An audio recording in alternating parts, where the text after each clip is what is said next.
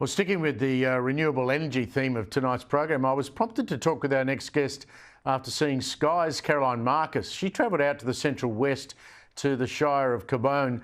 The community there is in a massive battle over renewables, especially the height of giant wind turbines. Now, they are accusing the developer of inadequate consultation with affected residents. And when you hear about the height of these things, you will not believe it. They're just short of the height of the Sydney Tower in Sydney, the old revolving restaurant level.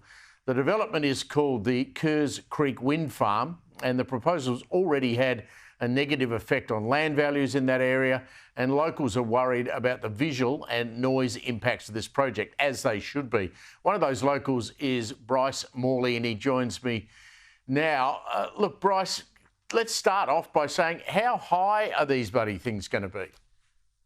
Sure, Steve. Yeah, good to be with you. And look, originally the renewable energy company advised that there'd be 280 metres in height. So you're right, they're just shy of the height of Sydney Tower. So that stands at 309 metres. Now, they've recently revised that height, I guess, to try and appease the community to 254 metres. But this is still a good 100 metres more than what we've seen in Australia.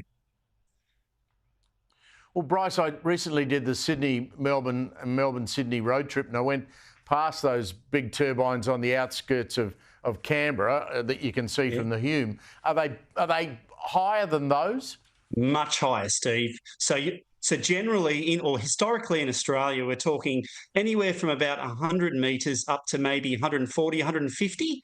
So as I mentioned, they've just revised that height down to 254 metres. So that's right. If you're travelling around those regions of Canberra and Crookwell and so on, where they currently are, you're looking at towers that are currently, as I said, between 100 to 150 metres. So we need to throw an extra 100 metres on top of any of these that we've previously seen. These developers going to get away with this, or are you going to knock it on the head? Oh, look, we're in for a fight, Steve.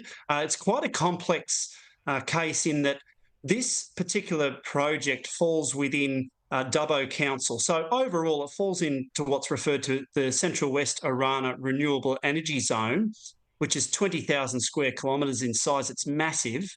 But I guess what makes this so complex is that although it falls into Dubbo, much of the burden falls on the residents and the Council of Cabonne. So they don't receive anything, Steve. So Dubbo's already entered into a draft preliminary voluntary planning agreement, and they're looking at receiving the best part of $10 million over the next 30 years. And they've already confirmed they have no intention to share that with Cabonne, yet half of the impact on properties, surrounding properties, will fall on Cabonne.